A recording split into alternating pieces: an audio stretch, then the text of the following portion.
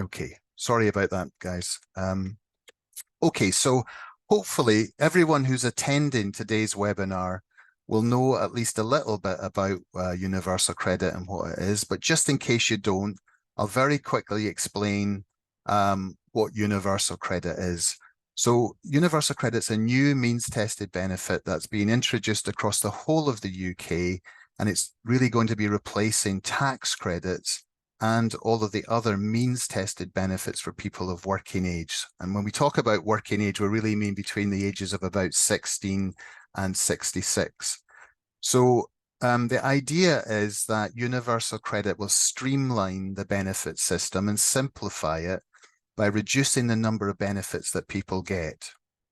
So at the moment, it's not unusual for someone to be receiving, say, income support for themselves as a single person, plus tax credit payments for their children, plus housing benefit towards their rent. So that's like 3 different benefits, payments made by 3 different administrations, because the DWP administer some benefits, tax credits is administered by HMRC, and housing benefits administered by local authorities.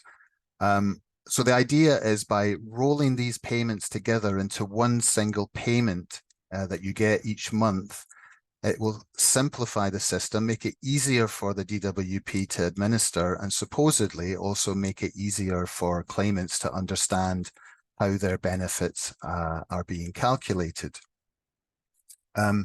So under universal credit, rather than getting 3 separate payments, you would get a single payment that covered your amounts for yourself as a single person, amounts for your children, and also amounts for any rent costs that you have. The actual amount of universal credit that you'll get depends on your individual circumstances. That's not only dependent on your income and your savings, because it is means tested, but also on your individual family circumstances. So for example, the number of children that you have, what disability benefits household members are on, what rent costs you have, what childcare costs you have, how many carers there are in the family. All of these things can basically change the amount of universal credit that you're likely to get. Now, when universal credit was first introduced, it was only really applied to new claimants, and then it was rolled out to people who had sort of significant changes in their circumstances. But in the last year, the Department of Work and Pensions has also started to roll it out to existing benefit claimants who don't have changes, where people are just being contacted and asked to move over onto universal credit. And this process is known as managed migration to universal credit. And that's what we're really going to be focusing on for the rest of today's session. So first of all, we should probably confirm and clarify which benefits are actually being replaced by universal credit. And the answer to that is there are actually 6 benefits in total that are being replaced, and collectively, these are known as the legacy benefits. So the 6 legacy benefits that are disappearing are child tax credit, working tax credit, income support, income-related employment and support allowance, income-based job seekers allowance, and housing benefit. So these benefits, generally speaking, it's not possible to make new claims for these benefits because they've been replaced by universal credit. But also, if you're someone who's on one of these benefits, then you're going to be moved or asked to claim universal credit instead, because these benefits are going to be ending. Now, like much of universal credit, there are some exceptions to the general rule. So if we look at housing benefit, for instance, people who are in particular types of accommodation, like supported accommodation or temporary accommodation, they still can receive housing benefit payments rather than moving on to universal credit for help with their rent. And indeed, it's also possible for people in those particular types of tenancies to make a new claim for housing benefit. But that's an exception to the general rule. For the vast bulk of people, if you're on one of these benefits, then that benefit is going to be stopping and you're going to be asked to claim universal credit instead. And then in terms of all the other benefits in the system, everything else is going to be continuing. So if you're getting disability living allowance for a child or personal independence payment or the Scottish equivalents, those benefits will continue and will be paid alongside any universal credit that you get. Similarly, if you get carers allowance or the Scottish equivalent, if you're getting child benefit, if you're getting help with council tax or any of the contributory benefits, those can be paid in combination with any universal credit that you start to claim. So I want to talk a little bit about the different ways that people can move on to universal credit. And in effect, there are three different ways you can end up on universal credit. Firstly, there's nothing stopping you from simply volunteering to claim universal credit early, from choosing to claim universal credit yourself. And if you think you'll be better off in universal credit, that's something that parents sometimes consider. However, we would always very strongly advise that if you're someone who's thinking about volunteering to claim universal credit, that you get detailed advice first before you do this. Because once you claim universal credit, you can't change your mind and go back onto your old benefits. And that's the case no matter how much worse off you would be on universal credit, or even if you would get a nil award on universal credit. Once you've claimed, you can't go back onto your old benefits. And the reality is that lots of people are worse off under universal credit, and someone who volunteers to claim simply isn't going to be eligible for transitional protection to make sure that they're not worse off. The second way that you can end up on universal credit is where you have a change of circumstances that means you're left with no choice but to claim universal credit. And that's what's known as natural migration to universal credit. Now, it's not all changes in circumstances that lead to you having to consider moving on to universal credit. It's really only changes in circumstances that under the old system would have led to you making a new claim for benefit. So for example, if you're a couple and you're getting tax credits and you separate, then your couple's claim for tax credits comes to an end.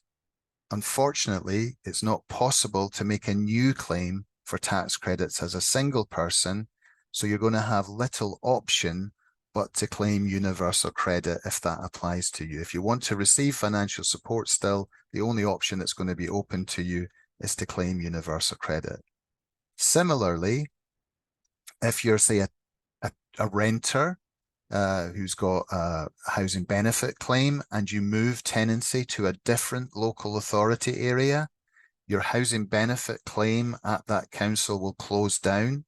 Under the old system, you would have made a new housing benefit claim with the new council, but you can't make a new claim for housing benefit anymore unless you're in one of these specified tenancies that we talked about earlier, where there's an exception. So if you've moved to a new council area and you want to continue to get help with rent costs, the chances are you're going to have very little option but to make a claim for universal credit. And if you claim universal credit under natural migration and you've not been sent a managed migration notice yet, then again, you're not going to be transitionally protected. The third way that you can end up on universal credit is because the Department of Work and Pensions contact you.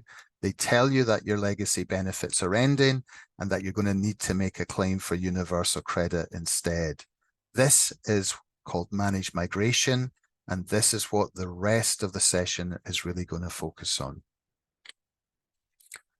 So basically, just to recap then, managed migration refers to this process where the DWP contact you, they send you a managed migration notice telling you that your legacy benefits are ending and that you need to claim universal credit by a specific date, what's known as your deadline date.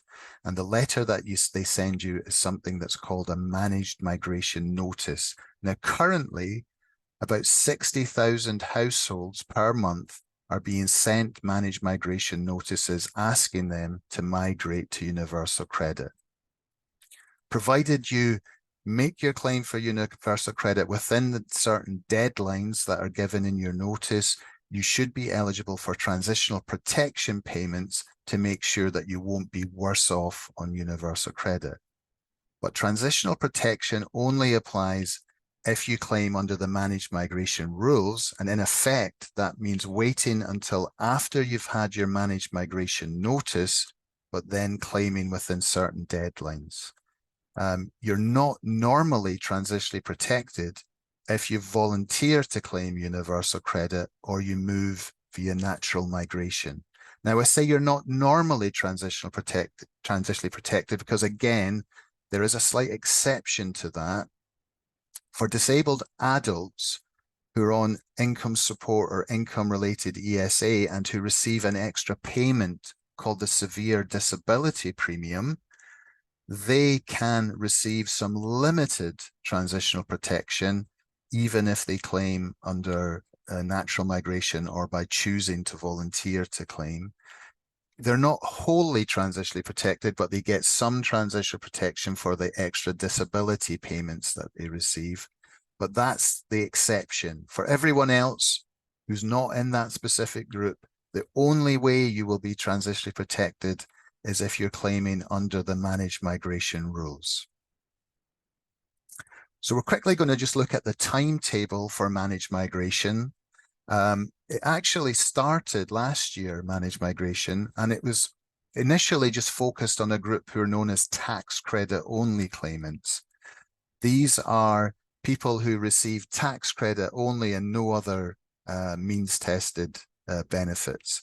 And most of those people, most tax credit only claimants will probably already have been migrated over.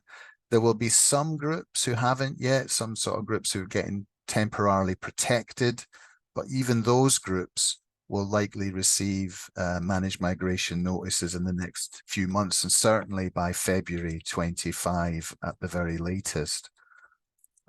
From April of this year, managed migration notices started to be sent out to people on income support and also people receiving housing benefit in combination with their tax credits. Last month, it was then rolled out to people on housing benefit only and to disabled adults getting income-related ESA in combination with tax credits. From September, it's also going to be rolled out to people receiving income-based job seekers allowance. And people who are in these groups, we expect that almost all of them will have been migrated over by April 25 at the very latest. That leaves us with one sort of other group who are being migrated slightly later. So where a disabled person is getting income-related employment and support allowance only, or they're getting income-related employment support allowance in combination with housing benefit, that group are going to be migrated a bit later. Small numbers of that group will start to be migrated from autumn 24 in a sort of test and learn pilot sort of way. We don't expect most people in that group to start being migrated till after April 25. How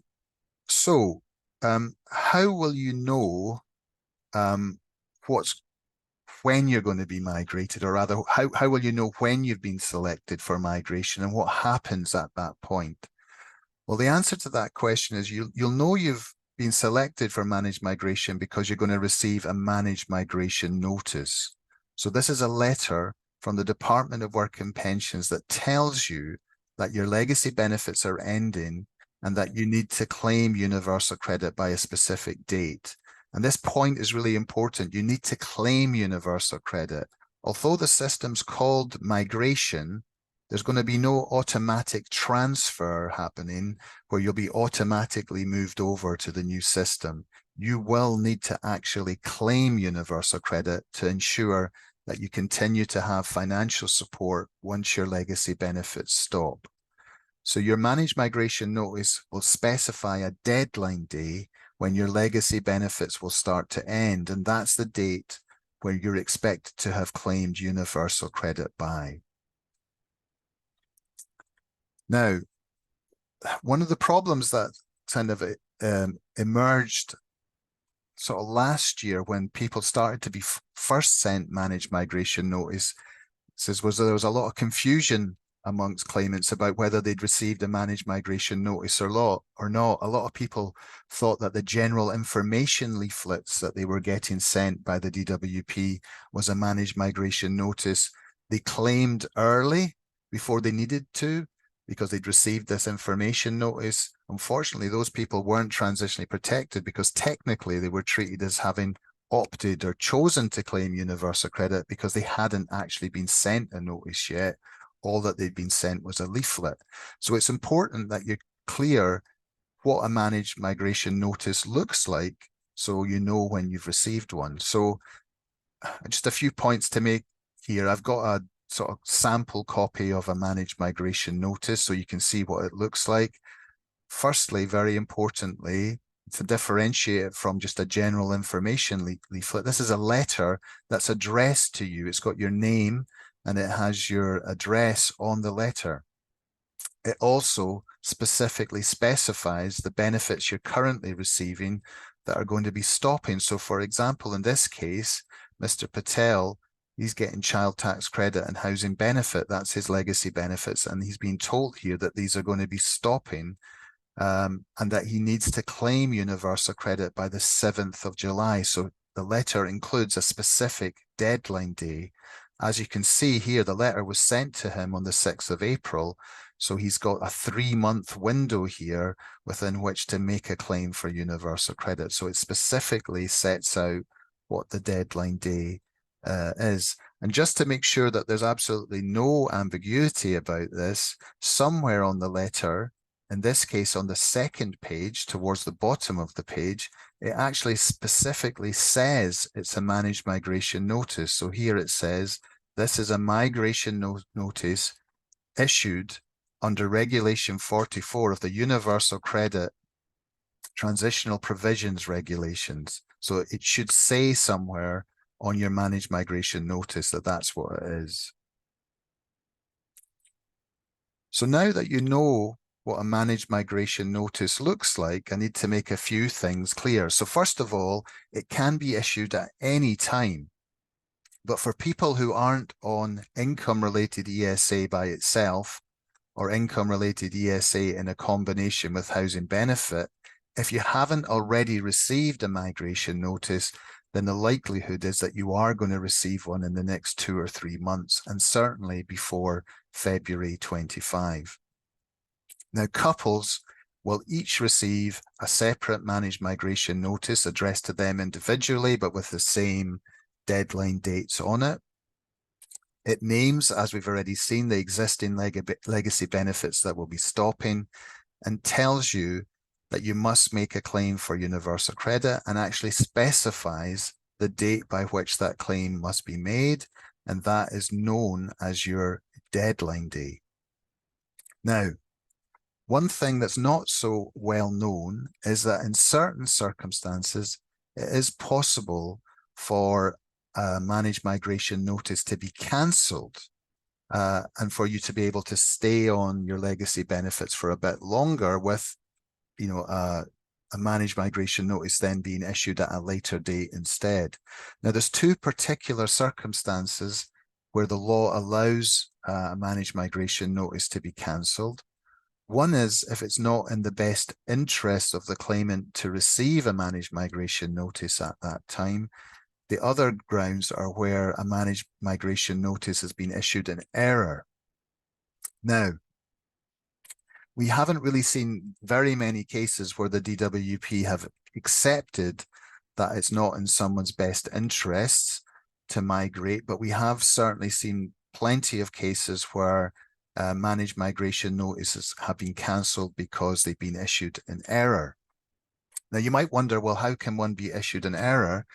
And the answer to that is at the moment, there are certain groups of legacy benefits claimants who are being protected and who are not meant to be sent managed migration notices yet. I mean, there's a range of different groups. It's quite diverse. It includes people, for example, who are in prison at the moment.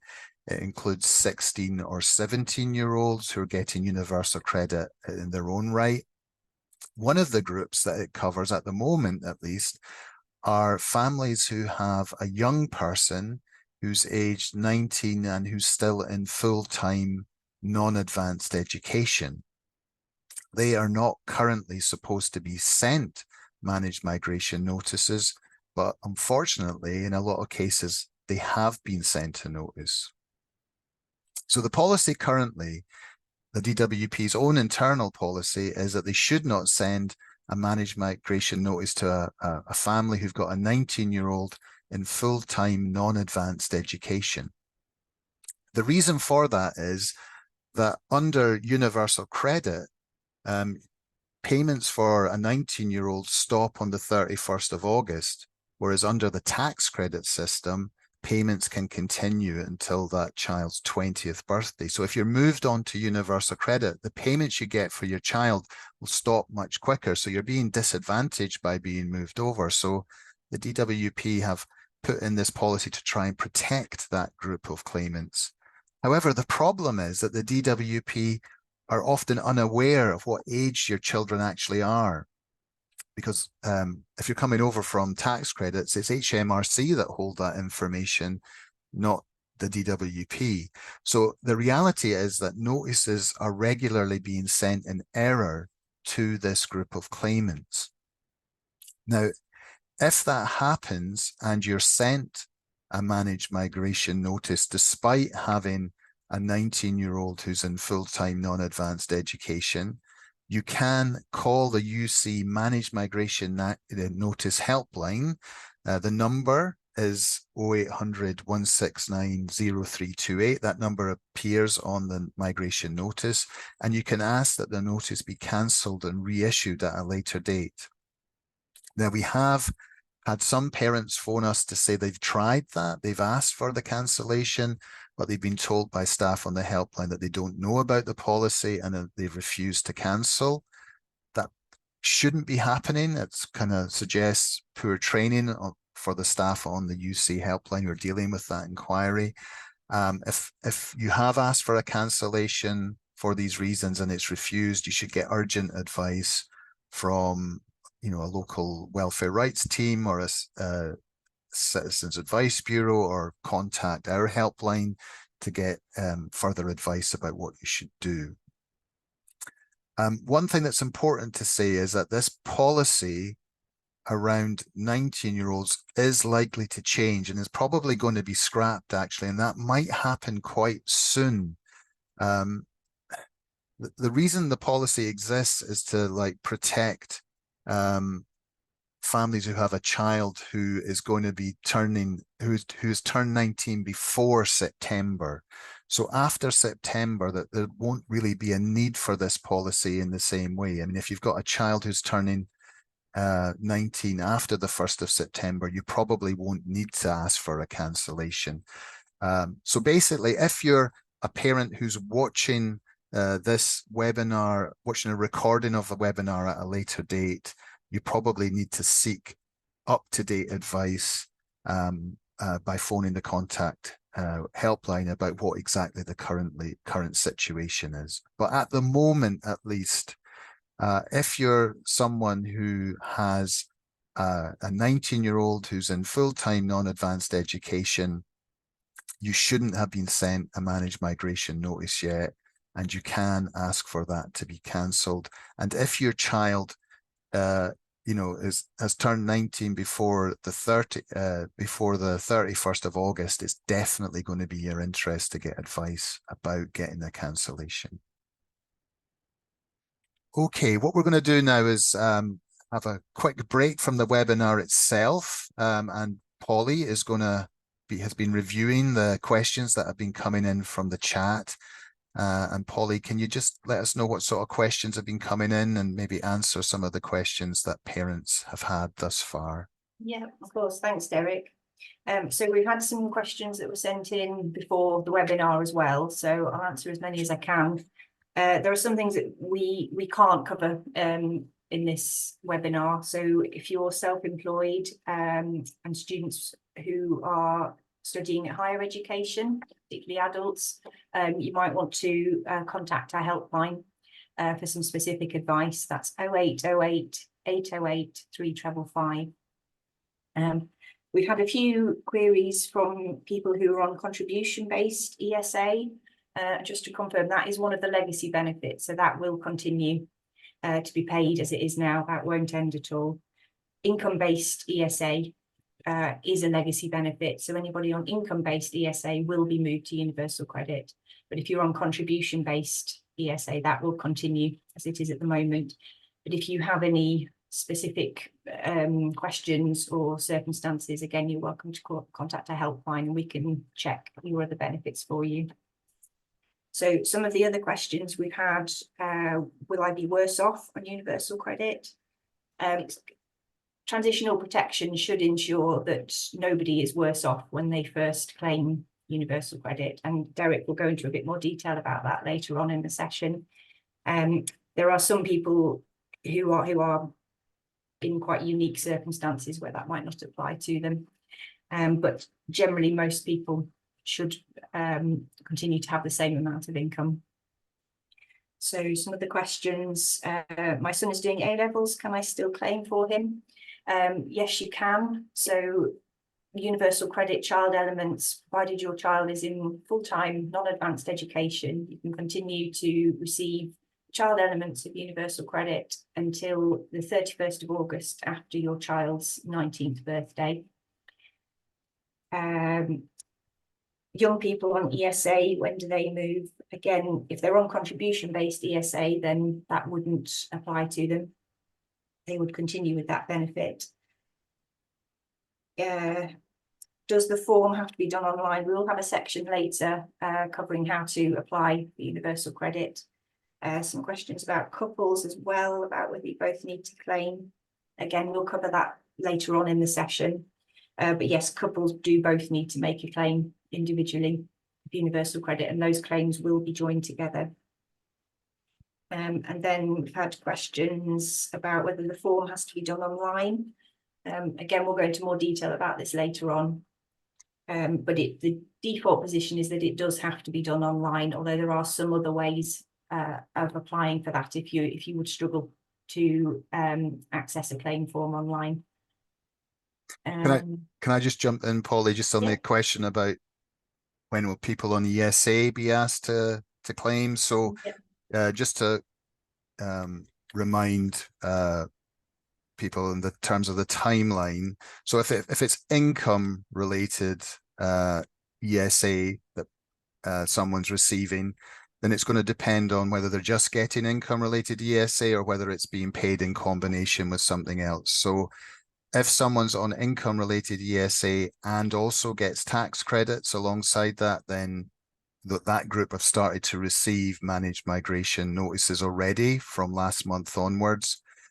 For young people, if you've got a son or a daughter who's on income related ESA only or income related ESA with housing benefit, then if they're selected for the sort of pilot group, then they could be asked, I suppose, potentially from autumn 24, but the likelihood is they're not going to be selected for managed migration until after April 25.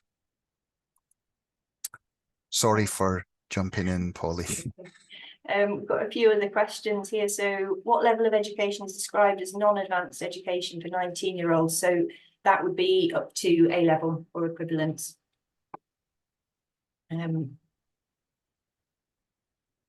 Sorry, and then, we will, there's a lot of questions about how to do the application, how to get appointments. There will be some more information about that later on. Okay, great. Well, thanks a lot, Polly. We're going to move on with the webinar just now. And one of the really important features of your managed migration notice is this deadline day. So this is the date that your legacy benefits will be ending and that you will be sort of expected to have moved on to universal credit by. So what in effect happens is you're given a 3-month window within which to claim universal credit. And really, it's up to you when you claim. You can claim straight away as soon as you get the notice, or you could wait until your deadline date, or you can claim at any point in between. It's entirely up to you. Now, if you do decide to claim before your deadline date, then what happens is whatever date you lodge your claim, that's the day that your universal credit claim starts. And that's also the date that your tax credits is going to stop. And your tax credits is going to stop overnight as soon as you've made that claim for universal credit. Any other legacy benefits that you get, like income support or housing benefit, they will run on for a further 2 weeks. So there's a 2-week run on in the other legacy benefits. Now, if you decide not to claim before your deadline date, then basically what's going to happen is whether you actually claim universal credit or not, your tax credits are going to stop on your deadline day unless you get the deadline extended or cancelled, and your legacy benefits will then run on for a further 2 weeks. So long as you claim by your deadline day, this means that you're someone who's going to be eligible for transitional protection. Now, a lot of parents phone our helpline and they ask us, well, what's going to be the best time for me to claim universal credit within this 3-month window? But it's quite a difficult question to answer. I mean, what we can definitely say is, well, you shouldn't claim until after you've received your managed migration notice, and you need to claim before your final deadline, because that's how you ensure that you're transitionally protected. But in terms of the actual timing within that 3-month window, it really comes down to your individual circumstances when the best date is likely to be, and you will need individual advice on that. And in particular, the issues that we need to look at is like, are there any changes likely in the next 3 months that's going to have an impact on your legacy benefits? Because if there's things that's likely to change that might lead to your legacy benefits increasing, then ideally you want to wait till after that change has happened before you make your claim for universal credit. So for example, if your rent costs are due to go up imminently, if you're waiting for the outcome of a DLA decision, if you're pregnant and you're going to be having a new baby very soon, these kind of things could mean that you're going to be entitled to higher payments under the legacy benefit system, and you'd probably want to be trying to wait until after that change has happened before you make your claim for universal credit. There are, however, some sort of general rules of thumb, I suppose.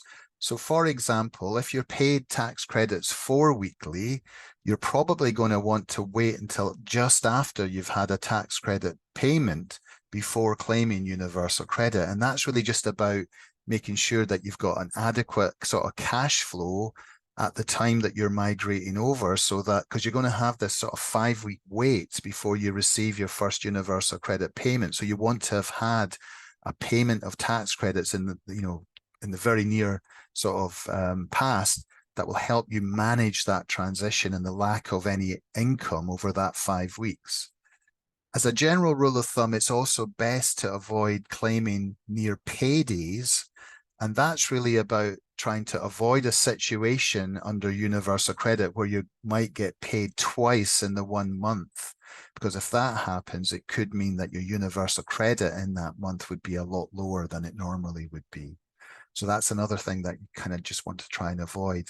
Other than that, I would say the other sort of main message to get out is, ideally, and I know this is not always possible, it's difficult to get appointments with advisors, but ideally you would want to try and get your benefits checked before you migrate over to universal credit, really just to make sure that there are no underpayments, that you're getting everything that you're entitled to under the old system.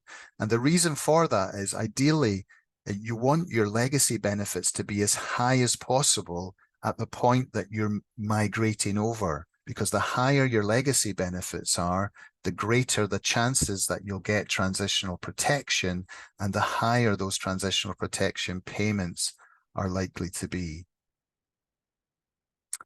Now, I also want to say a bit about getting your deadline day extended. And a lot of people aren't aware, but one of the options that you have if you're going to struggle to make a claim by your deadline day is to ask for it to be extended. And we have seen lots of cases where the DWP have accepted that there are good reasons for them to extend someone's deadline day. So we've had parents phone the helpline where a parent's been unwell close to the deadline day, or there's been a temporary increase in their child's caring needs, or where someone in the family's been in hospital, or you've even had cases where someone's been a full-time student and they've been in the middle of sort of their exams. So there's various circumstances where the DWP might accept that there's good reasons to extend the deadline. Now, in order to make a request for a deadline to be extended, you have to phone the UC Managed Migration Helpline. That's the number that's on your migration notice. And really importantly, you need to ask for an extension before the deadline day itself. So, for example, if your deadline day is, let's say, the 10th of September, you must ask for an extension by the 9th of September at the very latest. It can't be granted if you wait to the deadline day itself. Where an extension is granted, it's usually granted for a month. However, it can be extended more than once, and we have had some cases where the DWP have agreed to multiple monthly extensions over a period of time. Unfortunately, there's no guarantee that an extension will be agreed, and there is no right of appeal against the refusal to extend a deadline, but it's definitely something that's worth considering if you're either going to struggle to meet your deadline date, or if there's reasons why it would be better that you claim universal credit at a slightly later date.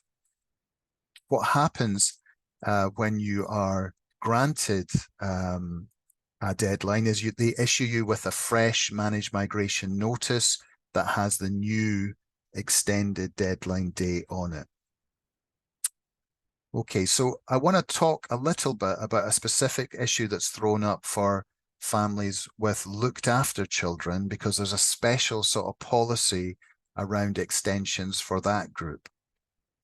Now, under the tax credit system, if you have a child who's looked after by the local authority under the Children's Act, or the Children's Act Scotland, or the similar provisions in Wales, you can actually still get payments for that child under the tax credit system as long as the reason they're looked after is solely due to disability reasons.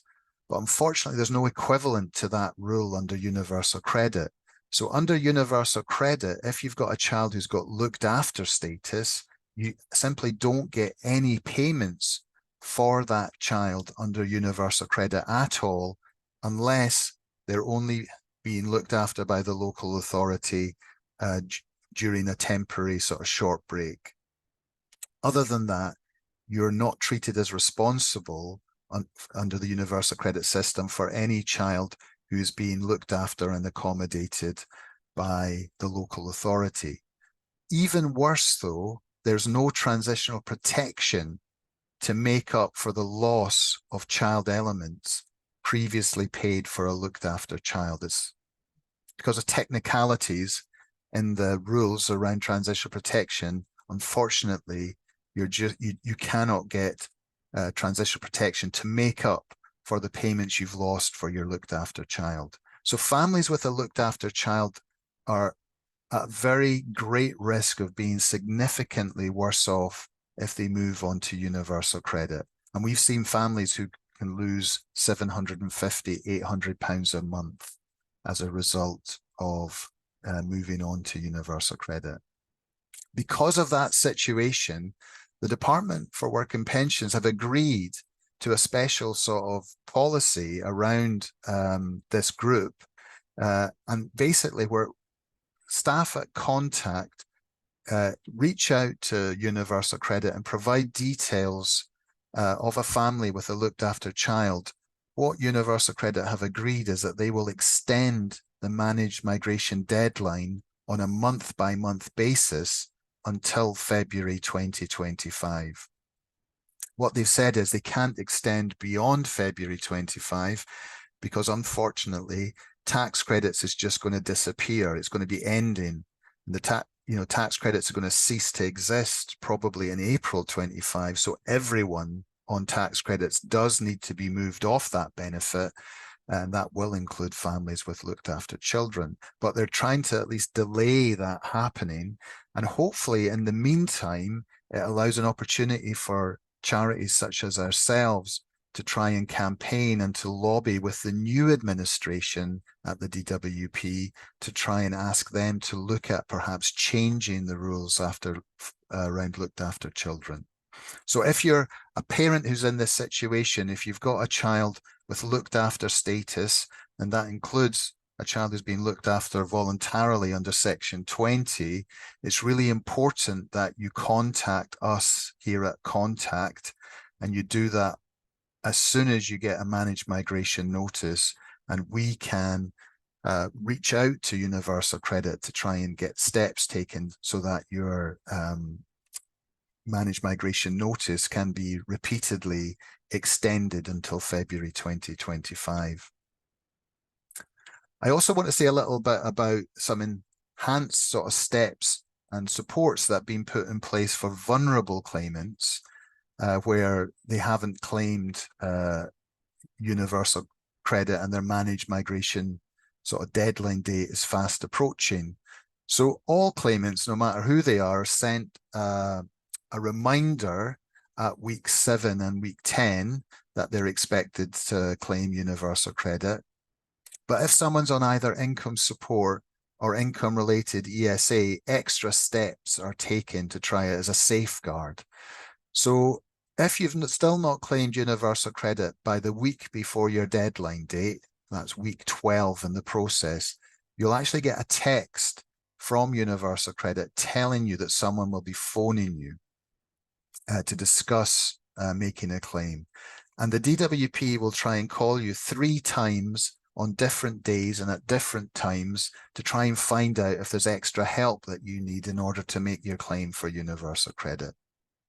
Now, if after those 3 attempts to phone you, they've not been able to make contact with you, if you're someone who's on employment and support allowance, income-related employment and support allowance, they're going to automatically assume that you're vulnerable and they will refer you for a home visit. If you're on income support, it's not going to happen automatically, but they will check their system to see if there's evidence of vulnerability in your case, history of mental illness, abuse, homelessness. If they feel there's evidence of vulnerability and you're an income support claimant, they will also refer you for a home visit. Now, if you are referred for a home visit, it means that the DWP will act to automatically extend your deadline by a month to allow for that time for the home visit to be organised. So this is a sort of extra few steps that are being put in place to try and protect people who perhaps have vulnerabilities that might make it more difficult for them to make a claim. So, what happens if you've missed your deadline date? So let's assume that your deadline date has come round, you've not managed to make a claim for universal credit, and you've not asked for an extension, or if you have asked for an extension, it's been refused. Well, if no claim for universal credit has been made by your deadline date, then the bad news is that your legacy benefits are going to be stopping. So your tax credits will stop immediately on the deadline date. They'll stop overnight. Your legacy benefits will stop 2 weeks later. However, the good news is you've got a further month now to make a claim for universal credit. And if you haven't claimed by your deadline date, you get sent a new letter by Universal Credit setting out a final deadline day, which is a month later. And as long as you claim Universal Credit by that final deadline day, your Universal Credit award is automatically backdated to your deadline day. Now, this happens automatically. You don't need to ask for backdating. You don't need to show that there's good reasons for claiming late.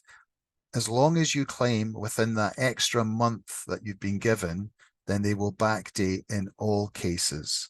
And because your claim is backdated to the deadline date, you're then treated as someone who's claimed in time, and you're also entitled to transitional protection. So if we take an example, if your deadline date's the 5th of October, but you haven't managed to claim by then and you've not had an extension in your deadline date, then your legacy benefits are going to stop. However, you're going to get a new letter from the DWP with a final deadline date, and that final deadline date in this case would be the 4th of November. So long as you manage to get your universal credit claim made by the 4th of November, then your claim is going to be automatically backdated and you will be eligible for transitional protection.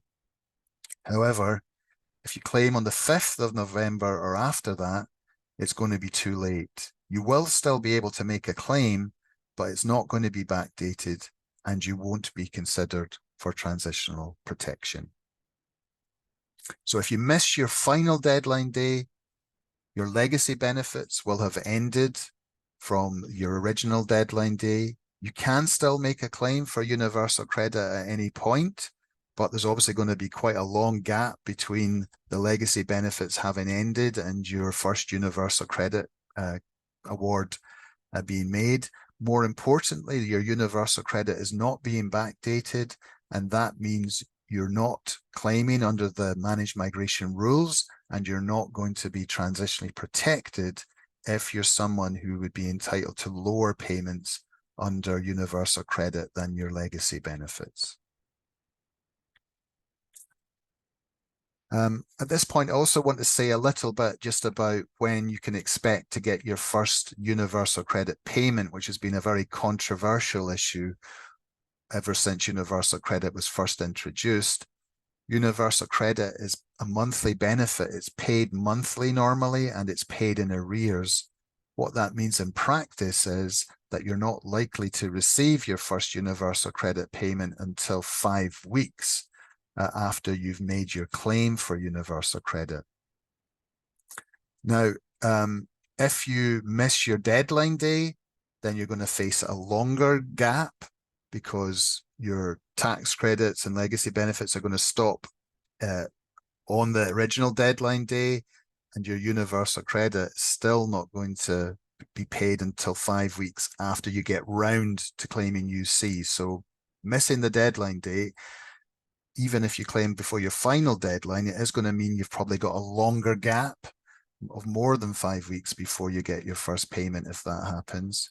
Now, if you're going to struggle to manage financially during the 5 weeks wait for your first payment, you can apply to the DWP for something called an advance payment.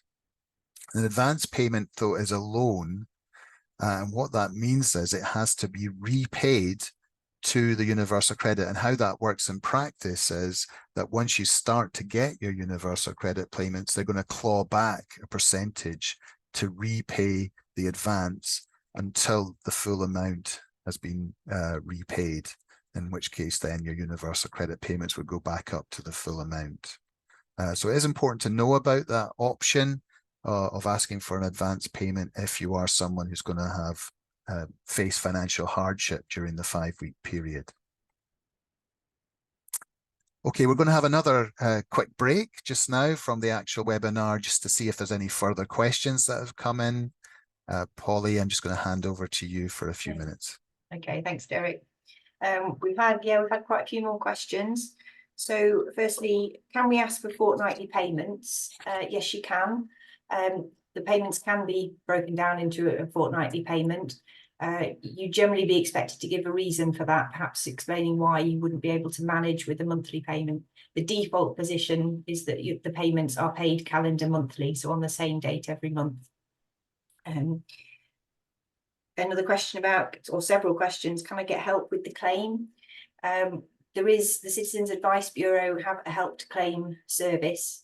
The details of that will be on one of the later slides, but they have a specific helpline number and they can provide support with that whole claim process. And their number is 0808, sorry, that's the wrong one. No, 08 0800 144 8444 is the Universal Credit Help to Claim number. Can I get help with universal credit for children if you're in full-time higher education? Yes, you can. You can claim, but it will depend on your circumstances. Your student income will be taken into account. So I would advise you to get some more individual advice if you're in that situation. But you can, yes, you can make a claim for universal credit, but whether you would be entitled will depend on your other income. Is the extended date for February 2025 only for looked after children? Yes, it is. If you have a looked after child, then again, we would advise you to contact us directly and we can give some specific advice about that. That date doesn't apply just to families with 19-year-olds, that's just looked after children. Does young people with severe learning difficulties, do they count as vulnerable? Yes, they would. Vulnerable could cover quite a wide range of things: mental health difficulties, learning difficulties, autism, a number of very wide range of conditions. Let's see. So what will happen if you don't get a managed migration letter? I think that will be quite unusual, and I would expect everybody who is claiming tax credits to receive a letter. If you've been missed, then something has gone wrong with the migration system. If you have a tax credits claim and you haven't received a managed migration notice letter by the end of this year, I would advise you to phone tax credits to check with them that you're in their process and that you will be issued a letter quite soon. If there's any issues with you having received a notice, you need to allow enough time to make a claim. So I would recommend phoning them. Sorry, there's a few more questions that are just coming through. If you've got a young person at university, again, I would probably recommend that you contact us directly because there's not a straightforward answer to that. It can depend on their circumstances. So try phoning our helpline. If you get a 2-week run on, then your first, when will the first universal credit payment be? It will still be after 5 weeks. So you will get at the point when you claim, your universal credit payment will be 5 weeks from that date, but you will get a payment of your income support and housing benefit after 2 weeks. So then you'd have a further 3 weeks to wait until your first universal credit payment. And last question, will my PIP affect universal credit? No, it won't. PIP doesn't count as income for universal credit. Some of the elements are slightly different with universal credit, but I think Derek will come to that later in the next section. He's going to cover the different elements and parts of universal credit. So I'll let Derek answer that one. Okay, thanks a lot, Polly. So we're now going to move on to looking at the issue of transitional protection, which is a really important issue, obviously, under the managed migration system. And transitional protection really is this policy that people who claim universal credit under the managed migration rules shouldn't really be any worse off at the point they transfer over. So the idea is that your universal credit the day after you transfer should be no less than your total legacy benefits the day before you transferred. Now, there are winners and losers in the move to universal credit. Some families will be better off under universal credit, but there's a lot of families who can end up with lower entitlement. And unfortunately, families with disabled children are one of the groups, along with disabled adults, who are at a higher risk of being worse off under universal credit. So transitional protection is likely to be a really important issue for a lot of families who have a disabled child. Now, you might want to ask the question, well, why are families with disabled children at a higher risk of being worse off under universal credit? And the main reason for that is really to do with the fact that under universal credit, some of the payments that are made for having a disabled child in your family can be lower than the equivalent payments under the legacy benefits. So under the legacy benefit system, if you're claiming a benefit like tax credits and you have a child who's on DLA or PIP, you, as well as the DLA itself, you also qualify for this additional tax credit amount called the disabled child element. And that the amount that you get, the extra amount, can be paid at one of two rates, depending on whether your child qualifies for the highest rate care component or the enhanced rate of the daily living component.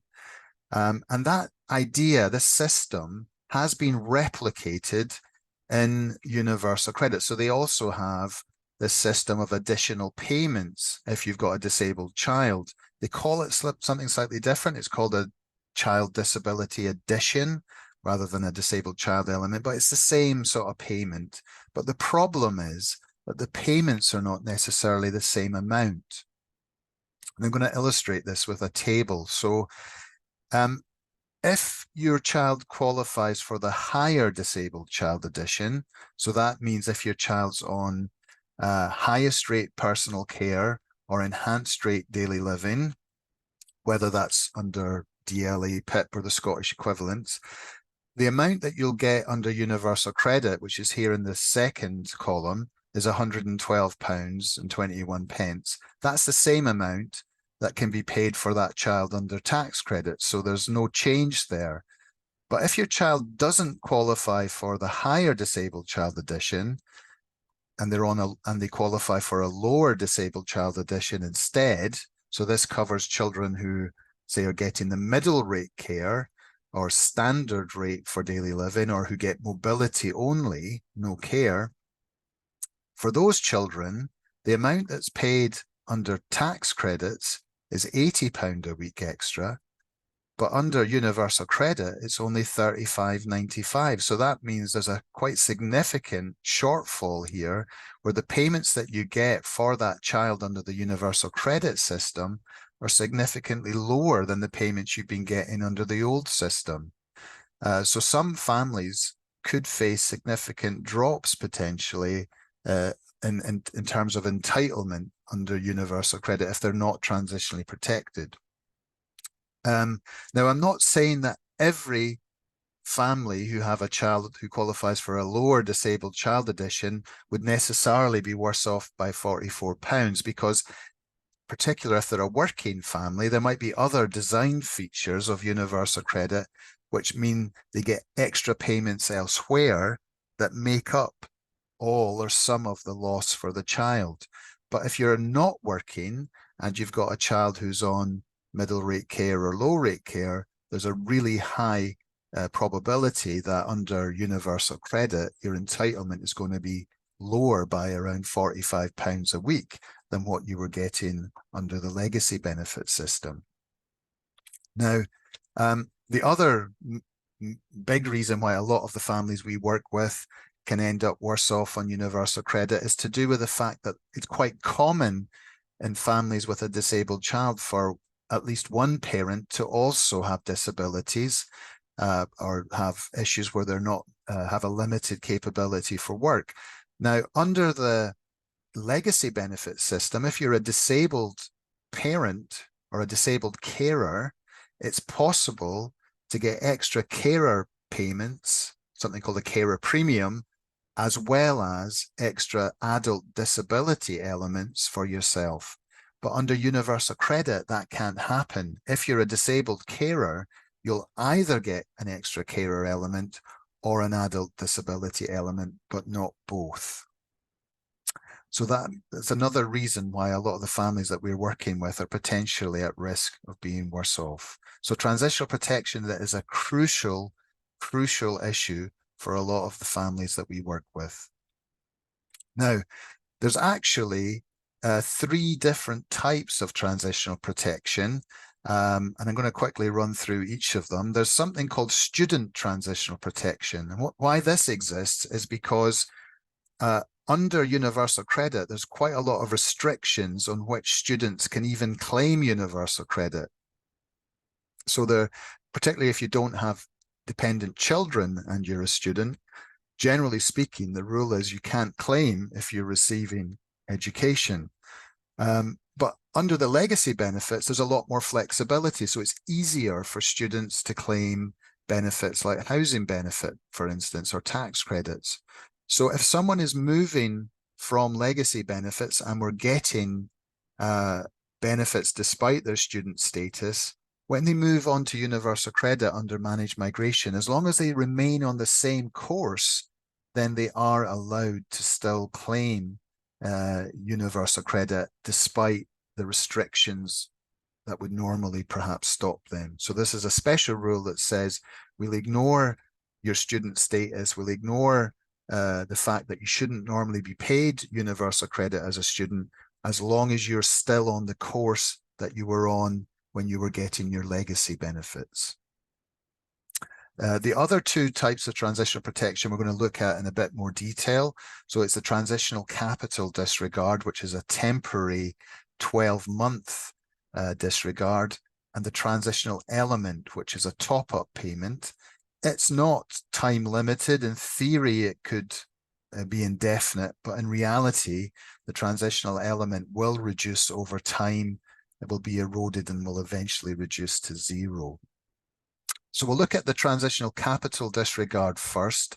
So this is a disregard that only applies to people who are tax credit only claimants moving on to universal credit, and to make use of this special rule, they must have capital above 16,000 on the date that they migrate over. Now, the normal rule in universal credit is you can't get universal credit at all if you have more than 16,000 in savings. You're expected to live off your capital instead. But if you're somebody who's moving from tax credits and has capital of more than 16,000, and under tax credits, there was no capital limit. So basically they're saying, okay, if you're someone who's moving over from tax credits with savings of this level, we will ignore your capital for a 12-month period, or for up to 12 months. Now, if you have capital between £6,000 and £15,999, that amount of your capital is still going to be counted, but it won't stop you from getting universal credit. What it will do is it will lead to perhaps a small reduction in your universal credit payments, because you'll be treated as having some income from your savings, but you'll be at least allowed to claim universal credit. Now, so this lasts for 12 months. At the end of the 12 months, the DWP are going to come back and they're going to ask how much capital you have. If you still have more than £16,000 capital at the end of that 12 months, then your universal credit is going to stop at that point. If you've got less than £16,000 at the end of the 12 months, then you should still be able to get universal credit, as long as the DWP don't believe that you've either given the money away or spent it unreasonably to try and reduce your capital deliberately. If they feel you've done that, if you've not spent the money on sort of reasonable things, or you've not spent the money to pay off debts, there is a risk that they might argue that you've deprived yourself of capital and treat you as if you still have it in your possession. It's quite a technical area. If you're a parent who's worried about that, you would need to get sort of individual advice about your circumstances. A couple of other things just to flag up about this rule. So it only applies to people who have capital above 16,000 at the point they migrate. If you're somebody who's moving over from tax credits and your capital's below 16,000, and then you get 16,000 or more after you've migrated, you're not protected. Your universal credit is just going to stop. And so, for example, if you're somebody who's not been migrated yet, and you're on tax credits, and you're likely to be migrated soon, and you think you're going to inherit capital, or your capital in the near future is going to increase for some reason to above 16,000, that would be grounds for asking for an extension in your managed migration notice, so that you can benefit from this transitional disregard by having your universal credit claim date pushed back to after you've actually received this 16,000 in capital. There's also a specific issue that's thrown up for people whose capital might fluctuate around the 16,000 mark. The problem there would be that if you had more than £16,000 at the point you migrate and then your capital drops below 16,000, the transitional capital disregard ends as soon as the capital drops below 16,000. If your capital then goes back up above 16,000 a month or two later, then I'm afraid that's treated as new capital above 16,000. You're not transitionally protected. Your universal credit will just stop overnight. Now, for most people, when we're talking about transition protection, what we're actually talking about is something called the transitional element. So this is an extra universal credit amount that's added into your universal credit award if the amount of universal credit that you're due is going to be less than what you were getting in legacy benefits immediately before you were migrated. So as we said numerous times already, and we will keep on saying this, to be eligible for the transitional element, you must claim under the managed migration rules. So after you've received your managed migration notice, but before your final deadline day. So what the DWP do is they compare your total legacy benefits with what they call an indicative universal credit amount. This is an estimate of what they think you're going to qualify for under universal credit. And if your indicative universal credit amount is lower than your total legacy benefits, then what's going to happen is that you'll receive the difference between those two payments as a transitional element, an extra top-up payment. And I've kind of put together this chart to try and illustrate how that works in practice. So if we look at this first column with the 3 colors in it, this is somebody who, before they've migrated, have been getting legacy benefits made up of housing benefit and a bit of tax credits and a small amount of income support.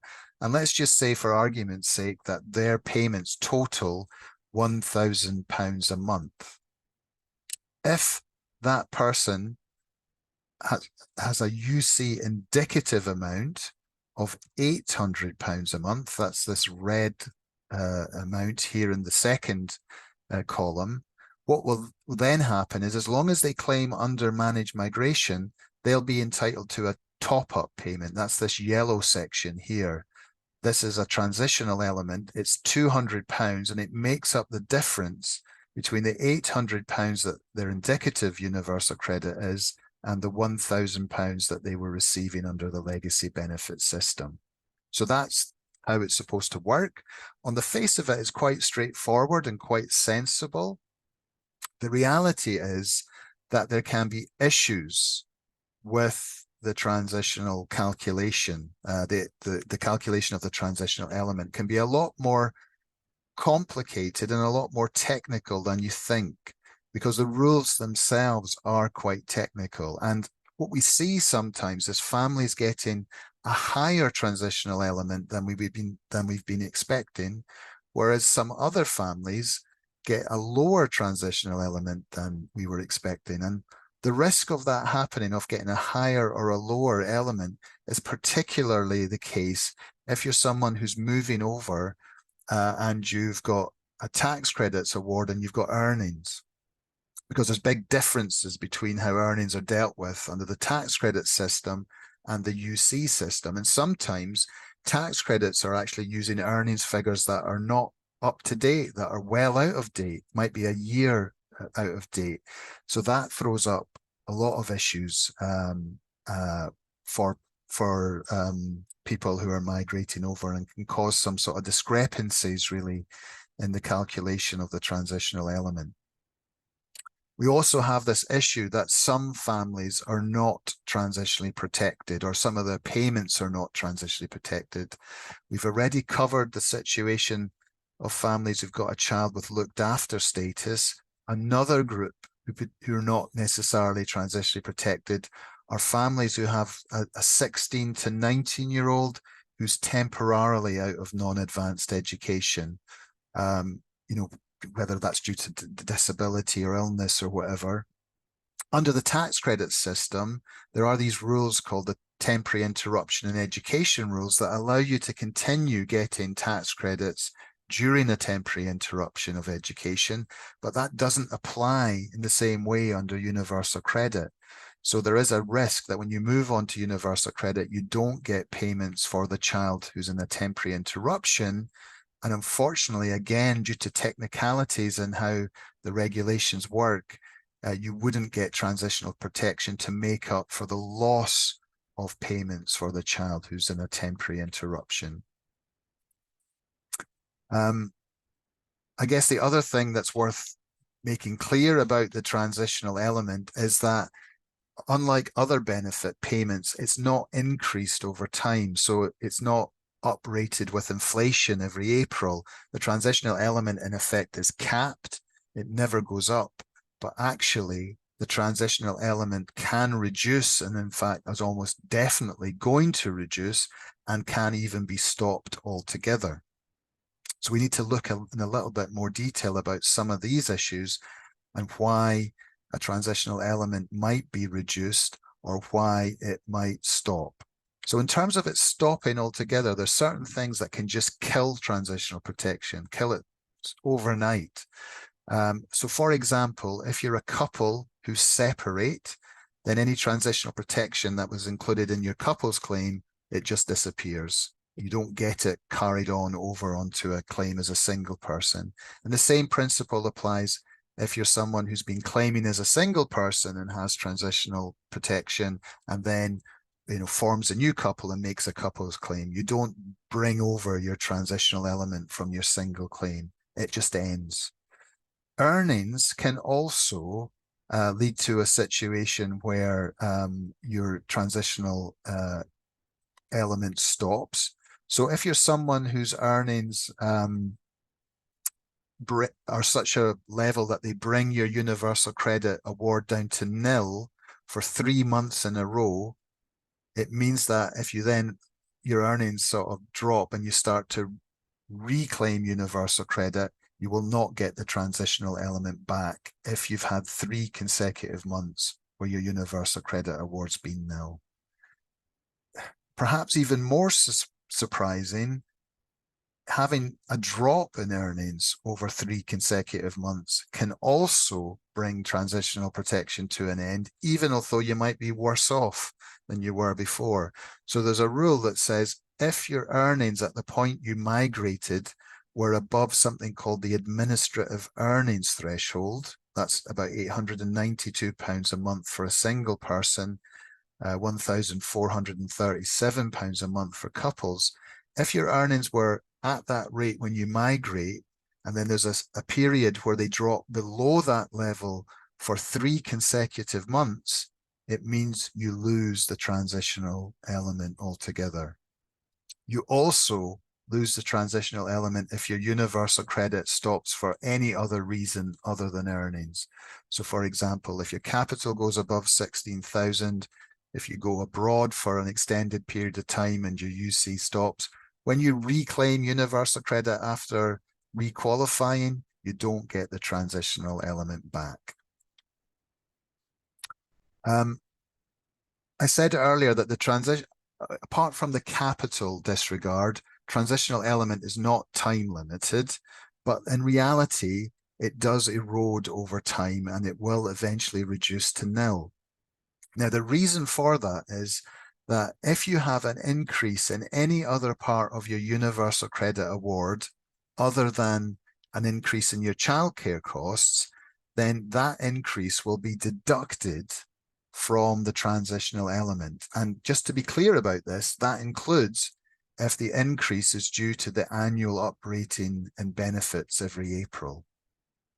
If you get an award of an extra universal credit element for the first time, like a carer element for the first time, or a disabled child edition for the first time, if you're someone who's got a transitional element, it will be deducted from the transitional element. To help you kind of see what that looks like in practice, I've got an example here of a couple called Fatima and Mo. They have one disabled child. They've migrated on to universal credit under managed migration. Their universal credit indicative figure was £300 less than their legacy benefits were, so they get a transitional element of £300 a month. In November, their housing association increases their rent by £30 a month. What happens is they've got a housing element as part of the universal credit. That housing element increases by £30, but as a result of that, their transitional element drops by £30. So it drops from £300 to £270 a month. The following April, the universal credit payments are increased due to the annual operating, which is to recognise inflation. Their other payments under the universal credit system increase by £60 a month. What this means for Fatima and Mo is that their transitional element then drops by £60, so drops from 270 to 210. In July, Fatima and Mo have a new baby. It's their second child, so they're not impacted by the 2-child limit. They start to receive an extra child element for their child. They get an extra £287.92 added on to their UC award, but that has to be deducted from the transitional element. The transitional element is only 210, so it wipes out the transitional element, which reduces then to nil. So you can see that even if you have been awarded a transitional element, if you have changes of circumstances, that transitional element will be reduced quite quickly. And even if you don't have many changes, it is going to be reduced gradually over time because of the annual operating and benefit rates. So eventually it will disappear. It will just be reduced to nil.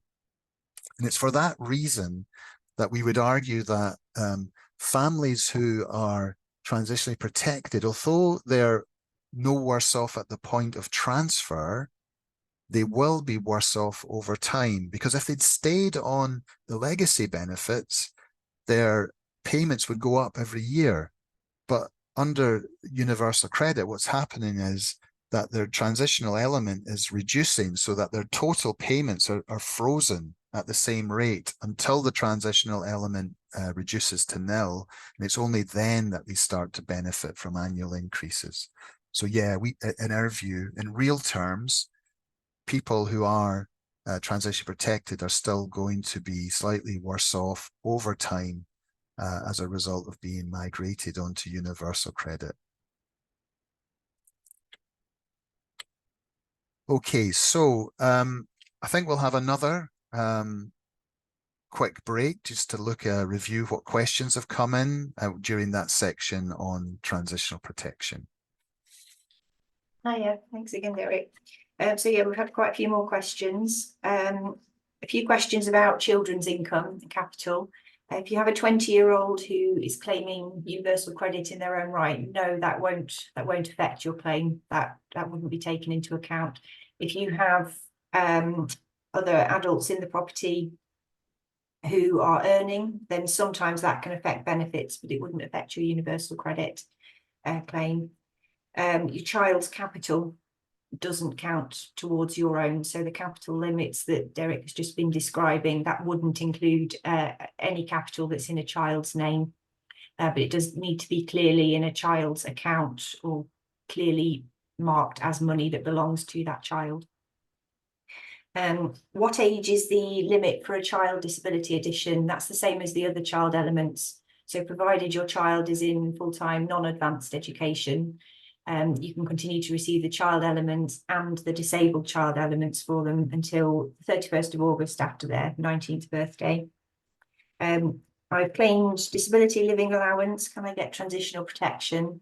So if you've made the claim for DLA after you claimed universal credit, your child elements, disabled child elements, will be fully backdated to the point when you made the claim. If you claimed whilst you were still in receipt of child tax credit, it's slightly more complicated. You would need to notify the tax credit office within a month of receiving your decision notice about your DLA award, and you will still receive the backdated elements for tax credits, even after you've moved to universal credit. And you will still receive the full backdated disabled child elements of the universal credit back to the start of the date you made your claim for universal credit. Couple more questions. So will I have to have a new work capability assessment if I move to universal credit? So if you're an adult, you have your own health conditions or disability, and you've previously been on ESA, no, you shouldn't do. You shouldn't have to have a new assessment. Universal credit will accept the decisions that ESA have made about your work capability. And last question. So about sort of bereavement benefits and some of the other existing benefits. Bereavement benefits, including widowed parents allowance, and also benefits like child benefit, are completely unaffected by the universal credit process. So they're completely separate, and they will continue to be paid as they are now. And let me just check.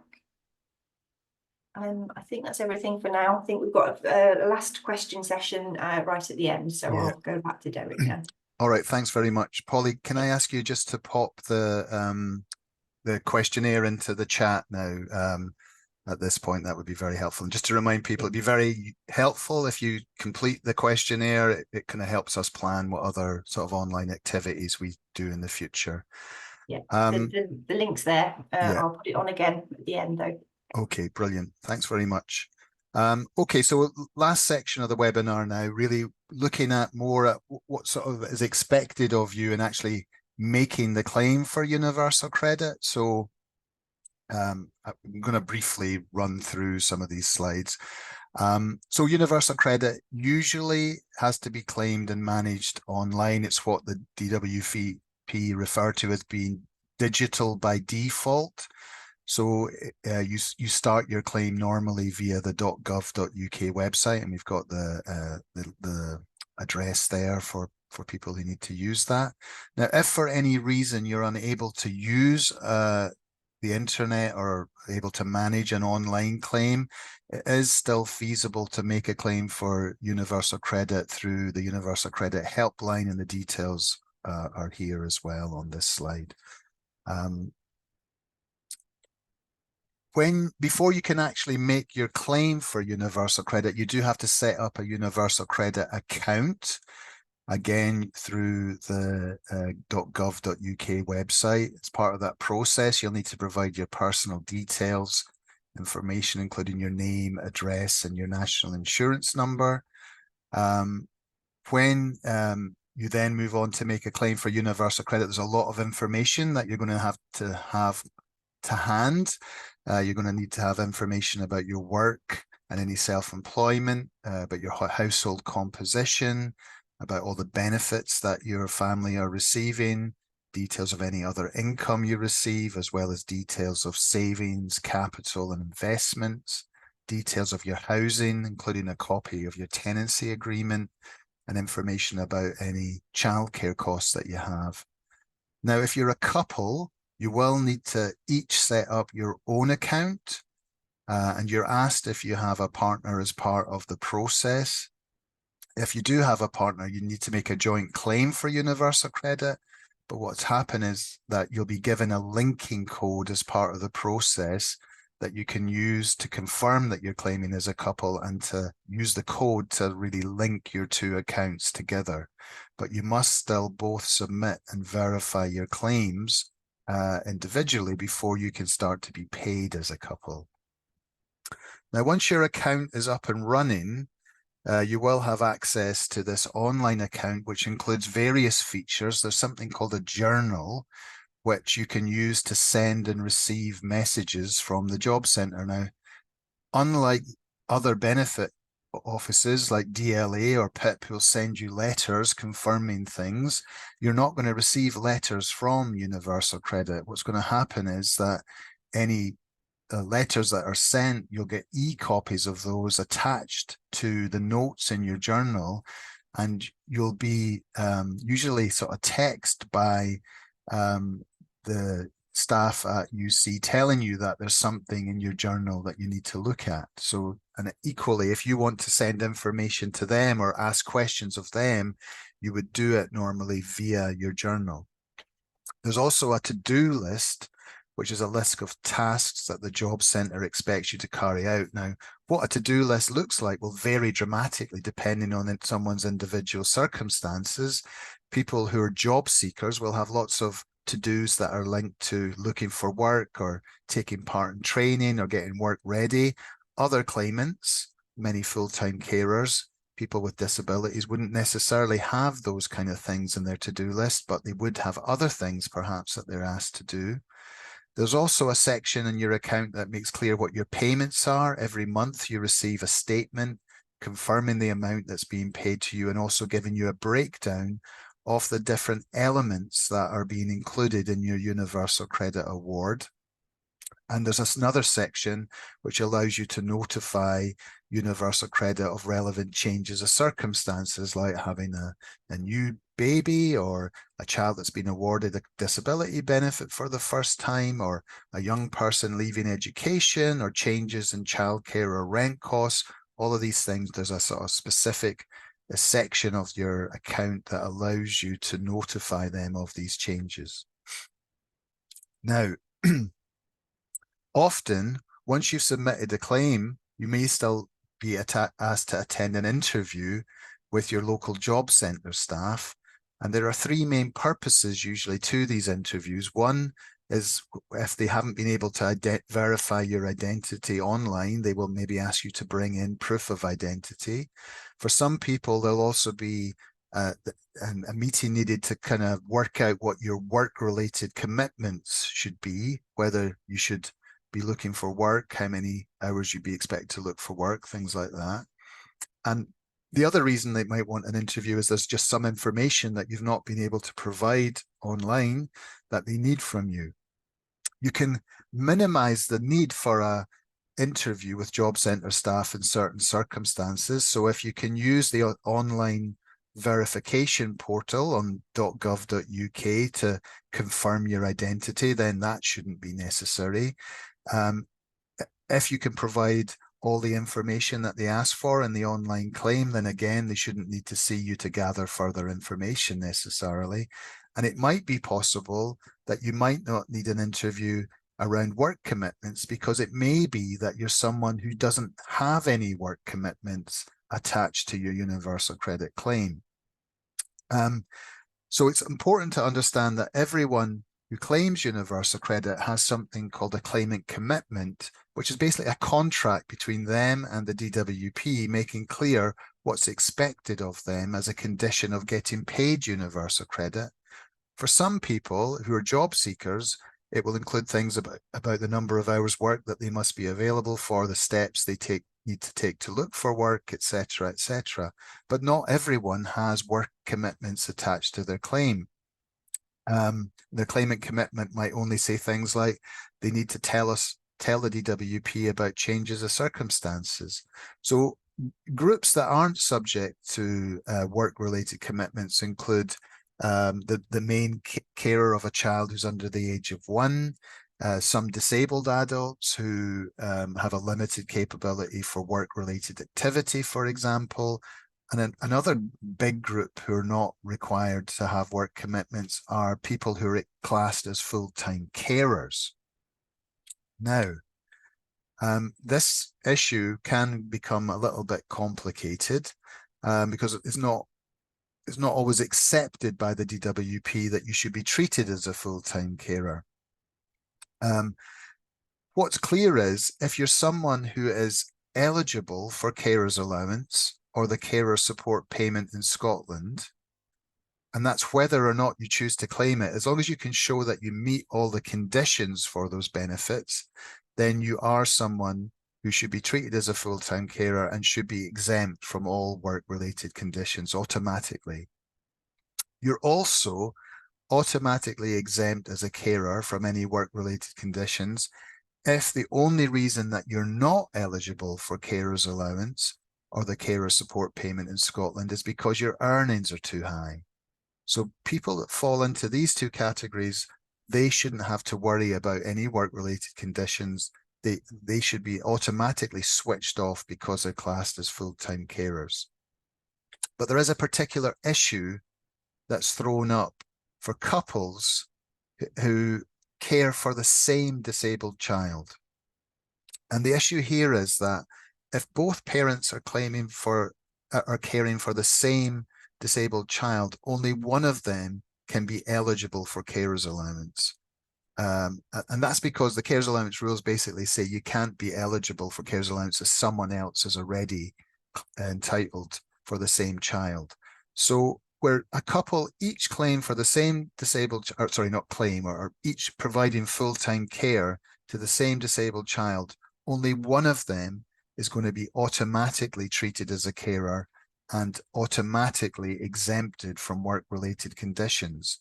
The other member of that couple is normally going to be expected to have job-seeking requirements attached to their claim.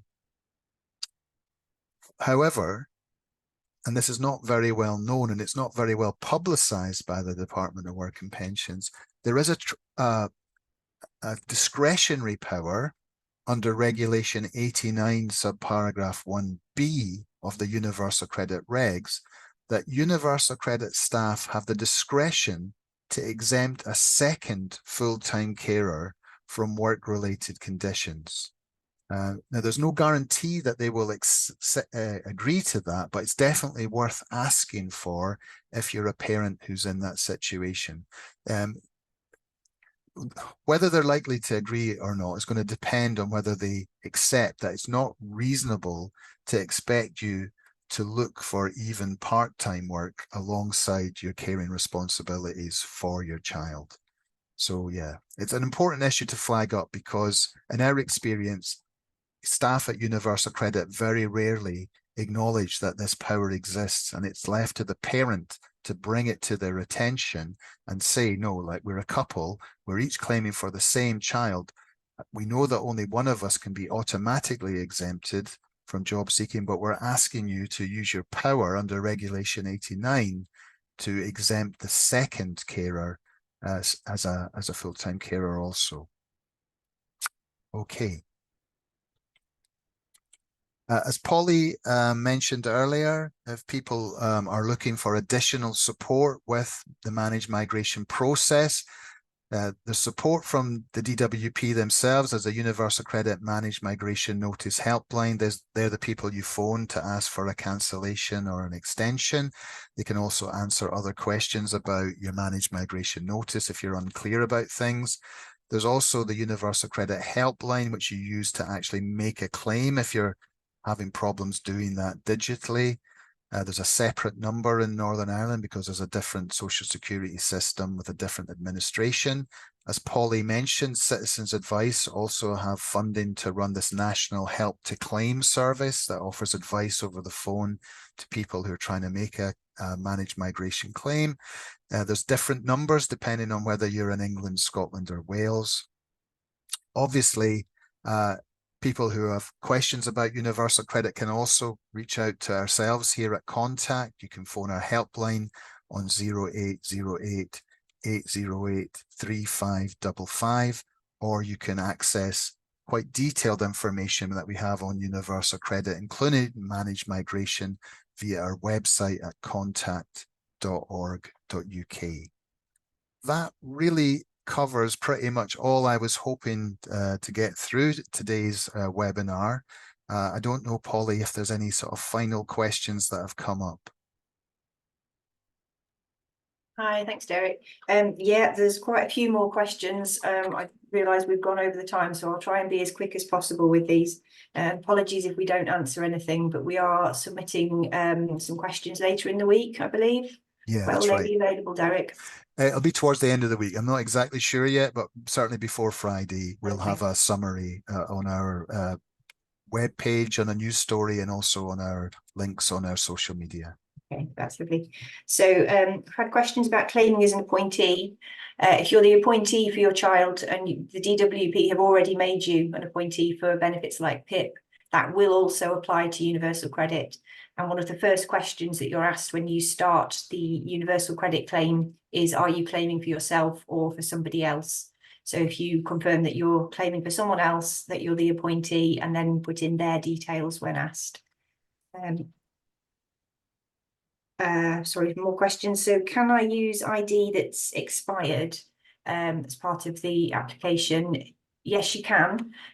Clearly, if it's 20 years old, that might not be accepted, but if it's only recently expired, then that will still be accepted. Do I need to keep Universal Credit updated with my employment details? On an ongoing basis, generally no. You need to provide the details of your employer when you make the claim. But after that, Revenue and Customs will provide information directly to Universal Credit about your wages each month and any changes in that, so your payment will be adjusted accordingly. Can my rent be paid directly to my landlord? Yes, it can. The default position is that the housing element is paid directly to you and you are expected to pay your rent to your landlord. But you can ask for it to be paid directly in exceptional circumstances. So again, you would have to have a reason for that. Can you complete the claim form over several days? Yes, you can. You can save it and come back to it. That's absolutely fine. Can you upload documents after making the claim? No. One problem with the Universal Credit account is that it's very difficult to upload documents to your online account. You'd have to ask for a specific link to do that. But if you have a meeting with the job centre, you can obviously take in any documents at that point. There was a question about rent increases after making a claim. There is the section on notifying of changes, so there is the option in there. If there are any changes to your rent, your circumstances at all, there's a lot of different options where you can notify Universal Credit of those changes and they'll adjust your housing element accordingly. And last question does child maintenance count as income for Universal Credit? No, it doesn't. Child maintenance doesn't count as income for any benefits at all. It's always disregarded. So I think there are some last questions that have come through, but I think we might be struggling with time to answer those. So as Polly had said, any questions we haven't got through, what we'll do is we'll summarize them in our news story this week, and we'll post the answers to the questions as part of the news story as well. Hopefully people have found today's session helpful. Thank you so much for attending with us today. We're really keen to explore using events like this to try and expand our reach to families. So yeah, it's been really useful for us that people are taking part in it today. And really all that's left for me is to say, thanks so much for taking part. And I hope you have a good day with the rest of your day. All right, folks. And we're going to stop the webinar now. Thank you.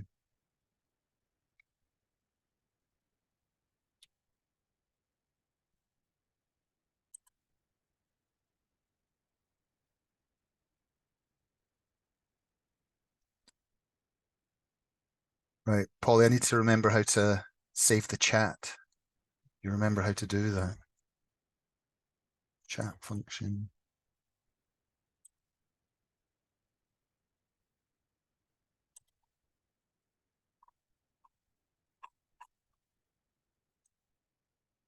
All right, save chat.